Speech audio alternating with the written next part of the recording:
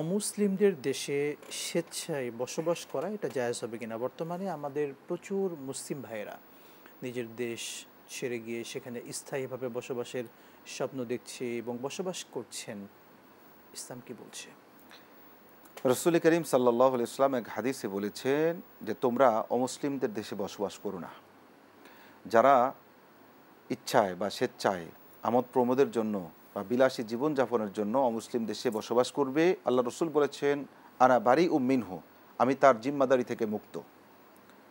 ওই ব্যক্তির কোনো জিম্মাদারি আমার উপর নেই। কত বড় সতর্কতামূলক কথা! কোরআন হাকিমে আল্লাহ সুবহানাহু ওয়া তাআলা একটি আয়াত অবতীর্ণ করেছেন যে সমস্ত মুসলিমরা স্বেচ্ছায় অমুসলিমদের দেশে বসবাস করবে উন্নত জীবনের আশায়, এদের যখন মৃত্যুর সময় আসবে তো ফেরেশতারা তাদেরকে কঠিনভাবে তাদের জান কবজ করবে এবং তাদেরকে প্রশ্ন করা হবে যে তোমরা কোথায় ছিলে? তখন তারা বলবে আমাদের কোনো উপায় ছিল না, আমরা এখানে আছি, অমুসলিমদের দেশে রয়েছি। তখন তাদেরকে বলা হবে যে ইন্না আরদুল্লাহি ওয়াসিআহ, নিশ্চয়ই আল্লাহ তাআলার জমিন হলো অনেক প্রশস্ত, তোমাদের কি এই সুযোগ ছিল না যে তোমরা মুসলিম দেশে গিয়ে বসবাস করবে?